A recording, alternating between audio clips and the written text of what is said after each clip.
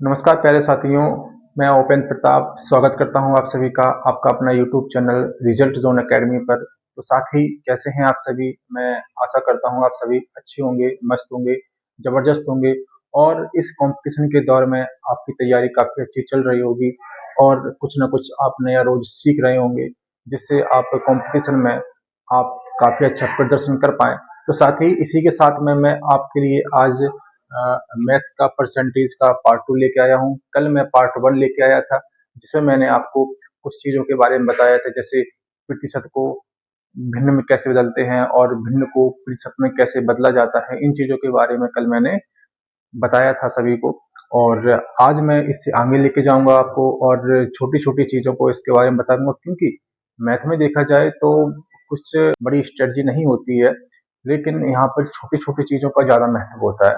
अगर आप छोटी चीज़ों को नहीं सीखेंगे, किस तरीके से भिन्न को प्रतिशत में बदलते हैं और प्रतिशत को भिन्न में बदलते हैं और प्रतिशत को दशमलव भिन्न में कैसे बदला जाता है, दशमलव भिन्न को प्रतिशत में कैसे बदला जाता है, इन सब चीज़ों को अगर आप नहीं सीखेंगे तो कहीं न कहीं आप कई लोगों से पीछे रह चुके होंगे। तो साथ ही मैं यहाँ पे आपको बेसिक से एडवांस लेवल की ओर लेके जाऊँगा और हर एक छोटी से छोटी चीज़ के बारे में आपको बताऊँगा, जिससे आप कहीं भी पूरी तरीके से निश्चिंत हो जाएँ और आप अपनी तैयारी में चार चाँद लगा पाएँ और काफ़ी अच्छा अनुभव आपके साथ यहाँ पे देखने को मिलेगा। तो साथ ही मैं आपको बता देता हूँ, कल हमने यहाँ पर भिन्न को प्रतिशत में बदलना सीखा था और प्रतिशत को भिन्न में कैसे बदला जाता है इसको भी मैंने कल सीखा था। लेकिन साथ ही आज हम यहाँ पे क्या सीखने वाले हैं? आज हम यहाँ पे सीखने वाले हैं भिन्न को दशमलव में कैसे बदला जाता है। तो साथ ही यहाँ पे सीखते हैं भिन्न को दशमलव में कैसे बदला जाता है। जैसे कि साथी कोई भी अगर एक भिन्न होती है, जैसे कि 1/5 है, अब इसको हम दशमलव दशमलव में कैसे बदलते हैं? तो इसके लिए कुछ नहीं करना पड़ता है, इसको बोलते हैं अंश, यानी कि न्यूमिनेटर। इसको बोलते हैं हर, यानी कि डिनोमिनेटर। जब भी हम भिन्न को दशमलव में बदलते हैं तो हर का भाग अंश में दे दिया जाता है। तो जैसे कि भाग तो आपको देना आता होगा, 5 का भाग 1 में जाएगा नहीं, 5 का भाग 1 में जाएगा नहीं, तो यहाँ पे 0 लगाना होगा और इसी के साथ में यहाँ पे पॉइंट लिया जाता है, पॉइंट के माध्यम से ही 0 बढ़ता है। तो 5 दूनी 10, यहाँ पे कट गया। तो 1/5 का जो भिन्न है, 1/5 जो भिन्न है, इसको जब दशमलव में बदलेंगे तो 0.2 इसका आंसर निकल के आएगा।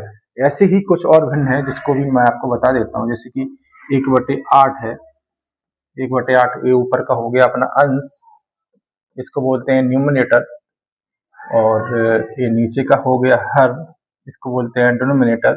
जब हम 8 का भाग 1 में देंगे तो 8 का भाग 1 में जाएगा नहीं, इसलिए यहाँ पे पॉइंट को लगाना पड़ेगा और यहाँ पर 0 को लाके रखना पड़ेगा। जब यहाँ पे 8 का भाग 10 में देंगे तो एक बार जाएगा, तो 8 एकम 8, यहाँ पे बच गया 2 बच गया यहाँ पे। इसके बाद यहाँ पे हमें क्या करना पड़ेगा, यहाँ पे 0 आ जाएगा और यहाँ पे 8 दूनी 16, यहाँ पे 16 आ जाएगा और यहाँ पे बच गया 4 और यहाँ पे 0 आ जाएगा और यहाँ पे क्या करना पड़ेगा 5, तो यहाँ पे आ जाएगा 40। तो यहाँ करके कहने का मतलब ये है कि जब 1/8 का जब हम पॉइंट में लेके आएंगे तो वहां पे कितना आएगा, 0.125। एक तरीके का बेसिक है। अगर आपको कोई भी संख्या का निकालना है कि पॉइंट में कैसे निकालते हैं, भिन्न को दशमलव में कैसे निकालते हैं, तो इस तरीके से आसानी से आप रफ वर्क करके निकाल सकते हैं। लेकिन तो साथियों कुछ ऐसे दशमलव भिन्न होती हैं जिनको आपको याद रखना काफी महत्वपूर्ण हो जाता है कंपटीशन के दौर में, क्योंकि जब आप पेपर देने बैठेंगे तो वहां पे आपको हर समय रफ वर्क करना जरूरी नहीं रहेगा, कुछ चीजें आपको याद भी रखनी होंगी और जिसके माध्यम से आप बहुत जल्द से जल्द सवालों को कर सकेंगे। तो उन दशमलव भिन्नों को मैं आपको यहाँ पे बता देता हूँ, कौन कौन से दशमलव भिन्न है जिनको आपको याद रखना काफी जरूरी हो जाता है। जैसे शुरू से लेके चलते हैं, एक 1/1 या 1 को जब दशमलव में रखते हैं तो वो एक ही होता है। तो आपको क्लियर होगा ना। अब 1/2 को जब दशमलव में रखेंगे तो कितना आएगा, 2 का भाग देंगे, 2 का भाग देंगे तो 0.5। ऐसे ही 1/3 को जब दशमलव में रखेंगे तो कितना आएगा, 0.333। ऐसे ही 1.4 को जब हम दशमलव में लेके आएंगे तो 0.25 हो जाता है। और 1/5 को जब दशमलव में लेके जाएंगे तो वहां पे 0.2 हो जाता है। इसी प्रकार 1/6 को जब दशमलव में लेके जाएंगे तो वहां पे आएगा 0.1666 और ऐसे ही चलता रहता है। इसलिए इसको यहाँ पे लिख देते हैं हम, संख्या रिपीट होती है बार बार बार बार बार बार, तो यहाँ पे हम 0.1 एक बार संख्या लिख के, और जो संख्या बार बार रिपीट हो रही है उससे अगली बड़ी संख्या को लिख देते हैं ताकि वो संख्या रिपीट होना बंद हो जाती है। इसी प्रकार 1/7 को जब हम दशमलव में लिखेंगे तो वो कितना आएगा, 0.14285 आता है। इसको आप करके देखिए तो इतना ही आएगा। तो इसको हम कैसे भी लिखेंगे, इसको हम इतना बड़ा ना लिख के 0.14 तक ही सीमित रखते हैं, और इसको आपको इतना याद रखना पड़ेगा, 1/7 का दशमलव कितना होता है, तो 0.14 ही होता है। ठीक है ना साथ ही। इसके बाद 1/8 को जब हम लिखेंगे तो क्या लिखेंगे, 0.125। इसी प्रकार 1/9 को जब हम दशमलव में लिखेंगे तो 0.111 और ऐसे ही चलता रहता है। और मैंने क्या बताया था, जब भी कोई संख्या इस तरीके से चलती रहती है तो यहाँ पे अपनी डायरेक्ट ही लिख सकते हैं 0.11। ठीक है ना साथी। इसके बाद 1/10 को जब हम लिखेंगे दशमलव में तो 0.1 यहाँ पे लिख दिया जाता है। तो ये रही 1 से लेके 1/10 तक का दशमलव। इसके बाद कुछ और भिन्न भी हैं जिनको हमें समझना पड़ेगा। तो साथ ही जैसा कि मैंने 1 से लेके 10 तक के बारे में आपको बता दिया, अब यहाँ पे बताऊंगा 1/11 का क्या दशमलव में आ जाता है। तो यहाँ पे मैंने क्या बताया था, 0.0909, इसको हम ऐसे भी लिख सकते हैं 0.09। जब भी 1/11 का दशमलव में पूछा जाए तो कितना होगा, 0.09 होगा। इस तरीके से 1/12 को क्या लिखेंगे, 1/12 को लिखा जाता है 0.08333। अब ये संख्या बढ़ रही है तो इस तरीके से यहाँ पे 1/12 को लिखेंगे 0.08। इसी प्रकार 1/13 है, इसको भी लिखा जाता है, उसको क्या लिखा जाता है, 0.07692। इन चीजों को याद रखना होगा, काफी जरूरी हो जाता है। और 1/14 को लिखा जाता है 0.0714228। तो साथ ही इन चीजों को याद रखना काफी जरूरी हो जाता है, क्योंकि जब ये पेपर में आता है तो वहाँ पे कभी आंसर परसेंटेज में रख के पॉइंट में लिख के आ जाता है, तो वहां पे आपको काफी समस्या पैदा हो जाती है। इसलिए आपको प्रतिशत तो मैंने बनाना सिखाई दिया है। इसके साथ में ये आपका पॉइंट में है, दशमलव में है, तो इसको भी आपको जानना काफी जरूरी है। तो मैंने आपको 1/1 का बता दिया, 1/2 का बता दिया, 1 से लेके 10 तक का आपको बता दिया है। और 1/11 ये वाला काफी महत्वपूर्ण हो जाता है। 1/11 का दशमलव में किस तरीके से निकाला जाता है, तो 0.09 होता है, ये काफी महत्वपूर्ण है। और इसी के साथ में ये काफी महत्वपूर्ण हो जाता है, और इस चारों काफी महत्वपूर्ण है। कहने का मतलब ये है, ये काफी महत्वपूर्ण है और पेपर में ज्यों का त्यों यहाँ पे दिखने को मिल जाता है आपको। ठीक है ना। तो ये तो मैंने आपको बता दिया कि भिन्न को दशमलव में कैसे बदला जाता है। इसी के साथ में चौथा अपना टॉपिक क्या हो जाता है, चौथा अपना टॉपिक, ये टॉपिक तो अपना खत्म हो गया, ये तो मैंने आपको समझा ही दिया है। और चौथा टॉपिक होता है कुछ ऐसी कठिन प्रतिशत हैं जिनको भिन्न में कैसे बदला जाता है। तो उन चीजों के बारे में मैं आपको यहाँ पे भी स्पष्ट करूंगा कि वो कौन से ऐसी कठिन भिन्न है जिनको कठिन प्रतिशत है जिनको भिन्न में बदला जाता है। तो इन चीजों के बारे में मैं आपको यहाँ पे बताने वाला हूँ। जैसे कि कठिन प्रतिशत को देखा जाए, कठिन प्रतिशत 100 जो है 100%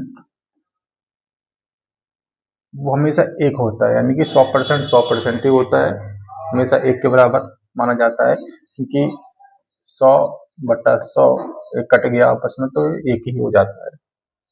इससे बढ़ के जब भी हम जाते हैं, जैसे कि 125%, इसको हम कैसे निकालेंगे?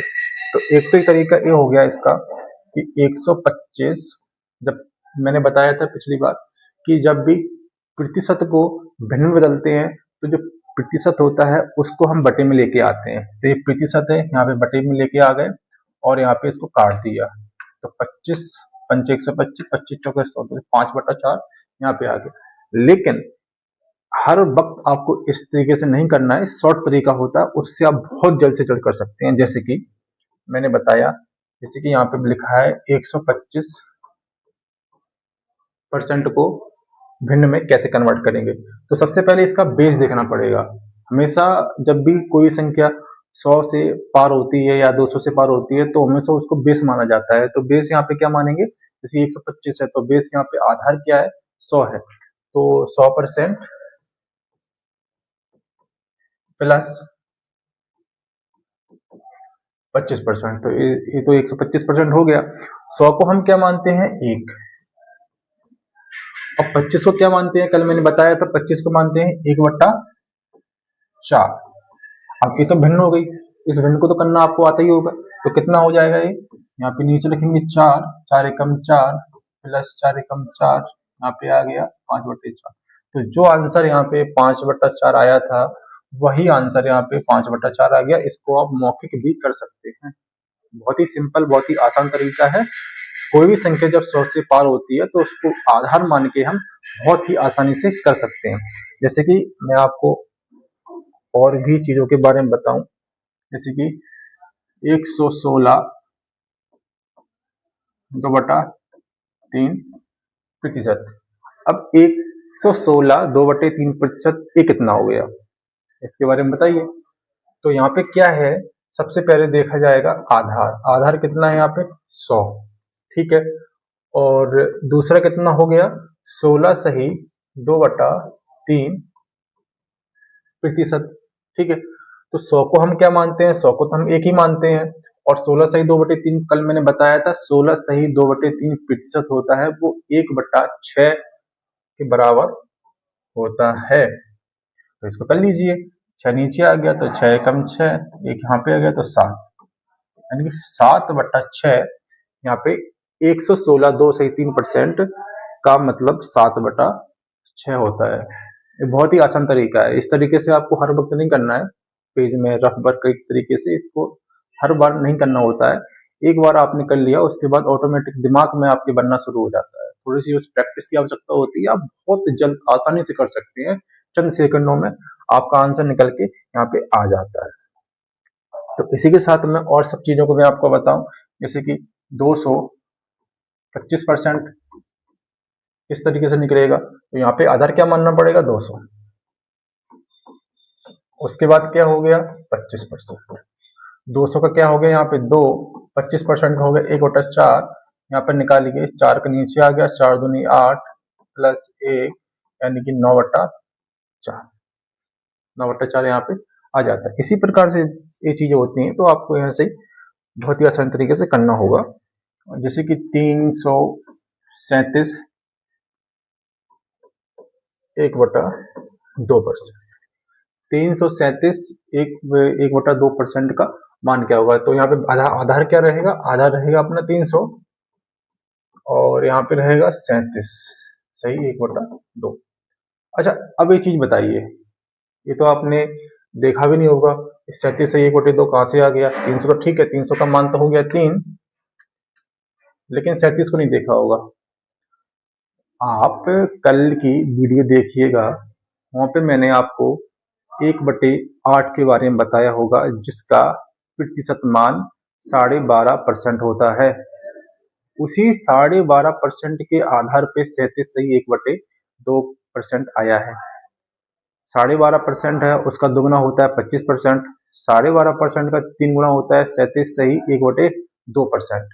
तो वही है ये। तो मैंने कल आपको यही समझाया था कि कोई भी परसेंट जो यहाँ पे मैंने कल बताया था, उसी परसेंट के आधार पे आपको बहुत सारी परसेंटेज देखने को मिलेंगे।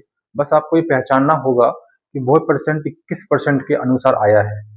तो ये परसेंट 1/8 के अनुसार आया है। तो 1/8 का जो परसेंट था वो 12.5 था। अब इसका जो 3 गुना है, यानी कि जिसमें 3 का गुणा करेंगे तो कितना आ जाएगा, 36 सही 3/2%। अब जो ऊपर न्यूमिनेटर है वो डिनोमिनेटर से हमेशा छोटा होता है, तो यहाँ पे क्या करना पड़ेगा, तो 36 तो आ गया, तो 2 एकम 2, 2 एकम 2, 1 सही 2 तो इसको अपन को जोड़ देंगे, तो 37 सही 1/2%। जब जब प्रैक्टिस करेंगे तो धीमे धीमे वो चीजें आपको समझ में आती रहेंगी कि कौन किस तरीके से भिन्न आया है, किस तरीके से कौन सा भिन्न आया है, 1/8 का आया है, 1/11 का आया है, 1/9 का आया है, 1/13 का आया है, 1/15 का आया है। वो सब चीजें आपको धीमे धीमे पता लगती रहेंगी और आपको बस प्रैक्टिस करनी होगी, क्योंकि मैथ में ज्यादातर देखा जाए तो प्रैक्टिस की बहुत आवश्यकता होती है। आप कंसेप्ट कोई भी सीख लें, कोई भी पढ़ लें, वो ज्यादा देर तक टिकता नहीं है। बस अगर आपकी प्रैक्टिस है तो आप उस चीज में महारत रखती हैं। आपको मैथ में सिर्फ एक ही चीज हमेशा याद रखनी होगी, प्रैक्टिस प्रैक्टिस और प्रैक्टिस। ठीक है ना साथी। तो यहाँ पे मैंने क्या बताया आपको, 37 सही 1/2 का जो मान है वो कितना आ गया, 3/8। इसको हम करेंगे, 8 को नीचे लाएंगे, 8 तिया कितना हो गया 24, प्लस यहाँ पे कितना आ गया 3, तो ये हो गया अपना 27/8। तो 337 सही 1/2 का जो भिन्न का जो मान है वो आएगा 27/8। ठीक है ना साथी। इसी प्रकार एक और करना सीख लेते हैं। यहाँ पे 112 1/2%। तो यहाँ पे 112 है, यानी कि आधार क्या रहेगा, आधार तो अपना 100 रहेगा, आधार अपना 100% रहेगा। और दूसरा जो बढ़ के आ रहा है वो 12.5% आ रहा है। अब इस चीज को तो आप स्वयं ही कर लेंगे। 100 का मतलब हो गया 1, और 12.5% का मैंने अभी आपको बताया था। 12.5% का क्या मतलब होता है, 1/8। यहाँ पे 1/8 आ गया। इसको आप आगे सॉल्व कीजिए, 8 8 एकम 8 प्लस यहाँ पे 1, यानी कि 9/8 आपका यहाँ पे आ गया। कहने का मतलब है कि 112 1/2 का जो प्रतिशत है वो भिन्न में 9/8 आपको दिखाई देगा। तो 9/8 आपका यहाँ पे आ गया। तो साथ ही जो मैंने आपको बताया था कि भिन्न को प्रतिशत में बदलना, इसे मैंने आपको पार्ट 1 में बताया था, और प्रतिशत को भिन्न बताना ये आपको मैंने पार्ट 1 में बताया था। इन दो चीजों को मैंने आपको इसी पार्ट में, यानी कि पार्ट 2 में बताया है। भिन्न को दशमलव में कैसे बदलते हैं, ये बहुत ही इंपॉर्टेंट चीज है। इसको आपको ध्यान में काफी ज्यादा रखना होगा और हमेशा इसको याद करते रहना, क्योंकि भिन्न को जब भी दशमलव में निकालते हैं तो आप उसको रफ वर्क करके ही निकालेंगे, लेकिन 1 से 14 तक मैंने आपको बता दिया, इनको आप याद रखेंगे तो बहुत ही आसानी तरीके से आप, क्योंकि ज्यादातर दशमलव 1 से 14 तक ही पूछा जाता है, इससे ज्यादा तक डीप में नहीं आता है कभी भी। और इन चीजों को आपको याद रखना काफी जरूरी है। आएगा तो मैं उस चीज के बारे में आपको और भी बताऊंगा। ठीक है ना। कुछ कठिन प्रतिशत हैं, इनके बारे में बता दिया। इनको हमेशा आधार मान के ही लिया जाता है, क्योंकि आधार ही इस चीज का आसान बनाता है। आधार नहीं होगा तो आप फिर गुणा भाग करते रहेंगे, इस तरीके से वो चीज नहीं आएगी समझ में। ठीक है। तो मैंने आपको चारों चीजों के बारे में यहाँ पे विस्तार से बता दिया है, और कुछ ऐसी इंपॉर्टेंट चीज हैं जो आपको पता होनी काफी आवश्यक है। जैसे कि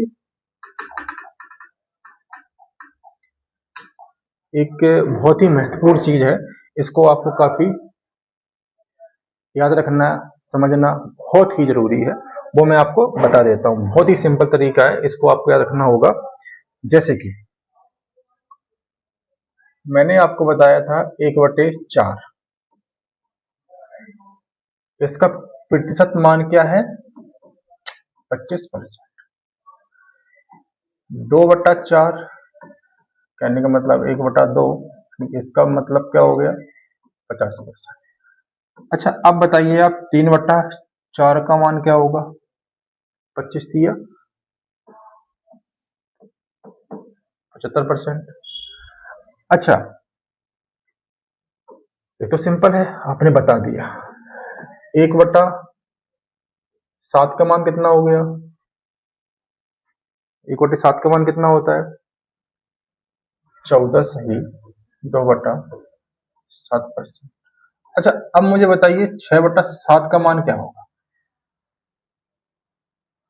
कल मैंने जो बताया था आपको भिन्न को प्रतिशत में कैसे बदलते हैं, वो तो मैंने आपको समझा दिया कि 1/7 का मान हो गया 14 सही 2/7%।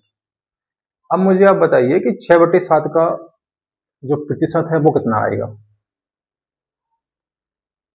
बहुत ही सिंपल चीज है, बहुत ही आसान चीज है, इसको आप बहुत ही अच्छे तरीके से समझ सकते हैं। सबसे पहले क्या करना पड़ेगा, सबसे पहले यहाँ पे मानना पड़ेगा आपको आधार 100।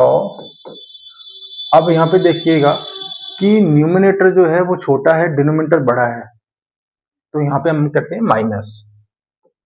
अच्छा माइनस किसको करेंगे, माइनस करेंगे इस 6 को नहीं, इसके 1/7 को।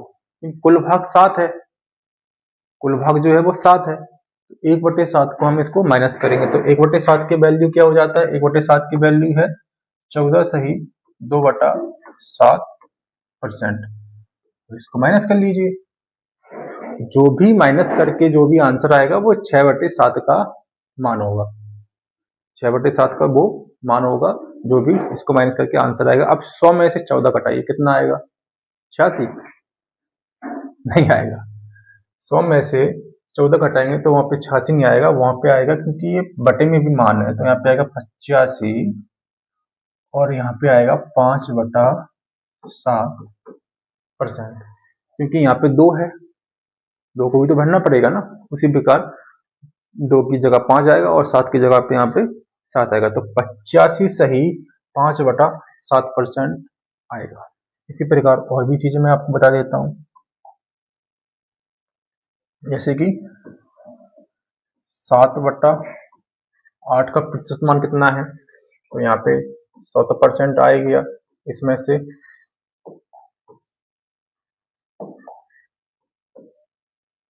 इसमें से घटाना किसको है, 1/8। 1/8 का मान क्या बताया था मैंने, 12.5%, 12.5%। तो यहाँ पे घटाइएगा तो 100 में से 12 घटे कितना बचेगा, 88। लेकिन यहाँ पे 88 नहीं आएगा क्योंकि यहाँ पे बटे का मान है, तो यहाँ पे करना पड़ेगा एक कम, यानी कि 87। और यहाँ पे कितना आएगा, क्योंकि यहाँ पे 2 है और 2 का मान 1 ही है, तो 1/2 आएगा, यानी 87.5% यहाँ पे मान आएगा 7/8 का। ठीक ना साथी। इसके अलावा मैं आपको बता देता हूँ 12/13। जब भी कोई यही संख्या जो डिनोमिनेटर से एक कम हो, वहां पर ये ट्रिक बहुत ही शॉर्ट बैठ जाती है, या एक कम हो या 2 कम हो, वहां पे ट्रिक बहुत ही आसानी से बैठ जाती है और आपको इसी तरीके से करना होगा वहां पर भी, क्योंकि इसका कोई दूसरा और तोड़ है नहीं, क्योंकि बहुत ही ज्यादा कैलकुलेशन बड़ी हो जाएगी। ये बहुत छोटी कैलकुलेशन, इसको आप बहुत ही आसानी तरीके से कर सकते हैं। अब जैसे कि 12/13 है, इसको पहले मैं मानूंगा मैं 100 आधार। इसके बाद 1/13 का क्या होता है, मैंने आपको कल बताया था, 1/13 का होता है 7 सही 9/13%। अच्छा अब इसको उठाइएगा, 100 में से 7 जाए कितना बचेगा, 93 यानी 93। लेकिन यहाँ पे 93 ना आके एक कम करना पड़ेगा और कितना आएगा, 92। और यहाँ पे 9×4=13 यानी कि 4 ऊपर आएगा और यहाँ पे 13 नीचे आएगा। ये परसेंट आपको यहाँ पे देखने को मिलेगा। जब भी 12/13 का जो प्रतिशत मान होगा वो 92 सही 4/13 होगा। बहुत ही आसान अच्छा तरीका है, बहुत ही आसान तरीका है, इसको आपको याद रखना होगा। तो बड़े से बड़े क्वेश्चंस को आप बहुत ही आसानी से यहाँ पे कर पा रहे हो। जैसे कि 13/14, यहाँ पे 100 हो गया अपना आधार, इसमें से घटाएंगे क्या, 1/14 को। अब 1/14 का मैंने आपको कल क्या बताया था, 1/14 का मैंने बताया था आपको 7 सही 1/7%। तो 100 में से 7 जाएगा कितना बचेगा 93, लेकिन 93 ना करके यहाँ पे करना पड़ेगा 92, एक कम करना पड़ता है हमेशा। तो यहाँ पे एक है तो एक की जगह पे 6 आएगा, ये परसेंट यहाँ पे बन गया। इस तरीके से 15/16 भी आएगा। तो 15/16 में क्या करना पड़ेगा, यहाँ पे आधार हो जाएगा 100, माइनस कितना पढ़ना पड़ेगा 1/16 का। मैंने आपको क्या बताया था, 1/16 का जो प्रतिशत मान होता है वो होता है 6/1/4%। तो 100 में से जब 6 जाएगा तो कितना बचेगा, 100 में से जब 6 जाएगा कितना बचेगा 94, यानी कि 94। लेकिन 94 ना लिखेंगे, इससे एक कम करके लिखेंगे, यानी कितना आएगा 93। और यहाँ पे एक लिखा है और 4 में से एक कितना बचेगा 3, और नीचे हो जाएगा 4। जी हाँ, हो गया अपना परसेंट। एक छोटी सी ट्रिक हो गई, जब भी कोई भी संख्या या कोई भी भिन्न जो जिसमें न्यूमिनेटर डिनोमिनेटर से एक छोटा हो या दो छोटा हो, तो वहां पे हम इसी ट्रिक का इस्तेमाल करेंगे। बहुत ही अच्छी ट्रिक है, बहुत ही आसान ट्रिक है। इसके माध्यम से हम प्रतिशत को बहुत जल्द आसानी से निकाल सकते हैं। ठीक है ना साथी। तो ये हो गए आपके 5 चीजें जिनके बारे में मैंने आपको विशेष करके बताया था। इसके बारे में विशेषकर मैंने कल आपको बताया था।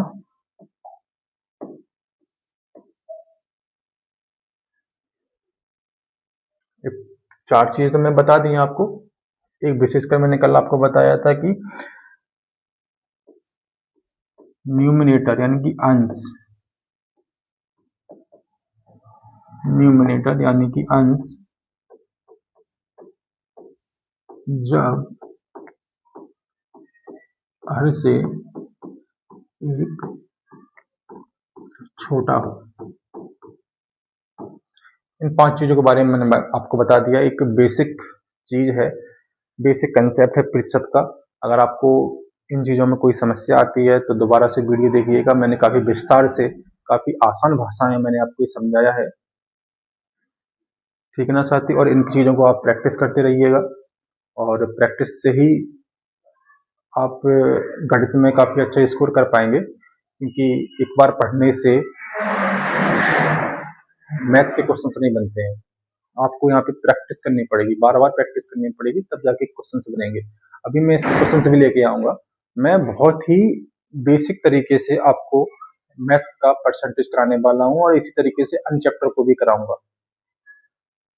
परसेंटेज का जो भी बेसिक रहेगा मैं अन्य वीडियो के माध्यम से आपके पास लाऊंगा, और बहुत ही बेसिक बेसिक क्वेश्चंस को भी लाऊंगा, और उन क्वेश्चनों के आधार से मैं एडवांस क्वेश्चंस भी लेके आऊंगा।